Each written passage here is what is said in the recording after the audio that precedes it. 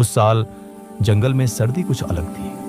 हवा में वही ठंड थी, पेड़ों पर वही बर्फ जमी थी, लेकिन फिर भी कुछ कमी थी, आवाजों की कमी। जहां कभी सुबह पक्षियों की चहचहाहट से होती थी, वहां अब सिर्फ ठंडी हवा की सीटी सुनाई देती थी। नदियां पतली हो चुकी थी, पेड़ों की टहनियां जैसे किसी अनकहे डर से कांप रही थी। जंगल जानता था यह उसकी आखिरी सर्दी हो सकती है। खून में लथपथ भेड़िया सूरज ढल चुका था।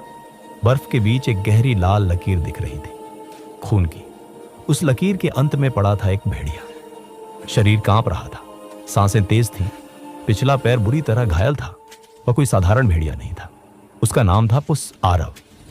कभी वही आरव पूरे जंगल का रक्षक माना जाता था, लेकिन आज वह अकेला था। उसकी आंखों में दर्द था, लेकिन उससे ज्यादा यादें। जब आरव रक्षक था, आरव का झुंड कभी सबसे मजबूत था। वह हिंसक नहीं था, लेकिन न्यायप्रिय था। जब लोमड़ी धोखा देती, जब बाघ गुस्से में सीमा लांघता, जब इंसानों का खतरा जंगल के पास आता, आरव खड़ा होता। उसने कभी राजा बनने की कोशिश नहीं की, फिर भी सब उसे मानते थे। लेकिन समय बदलता है, और जंगल में बदलाव अक्सर खून मांगता है। वह रात जिसने सब बदल दिया, वह एक आम रात नहीं थी। इंसानों ने जंगल में जाल बिछाए थे। आरव ने अपने झुंड को बचाया, लेकिन खुद एक लोहे के जाल में फंस गया। घंटों तक उसने संघर्ष किया। आखिरकार जाल टूटा, लेकिन उसका पैर भी। जब वह वापस लौटा, झुंड डर चुका था। नया जवान भेड़िया वीर आगे आ चुका था। डर ने वफादारी को हरा दिया, और आरव अकेला छोड़ दिया गया।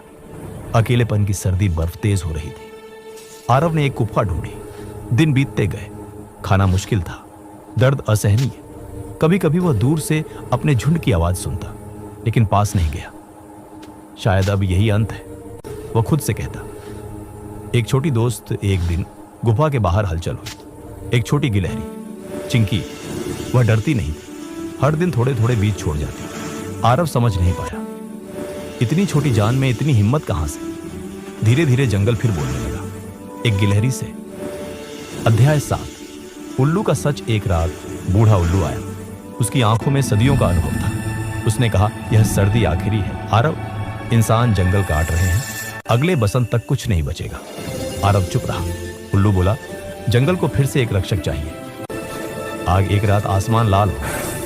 इंसानों की आग। हवा तेज थी, आग फैल रही थी। जानवर इधर उधर भाग रहे थे, कोई दिशा नहीं थी। और तब एक लंगड़ा भेड़िया गुफा से बाहर निकला। दर्द था, डर था, लेकिन उससे ज्यादा कुछ था, कर्तव्य।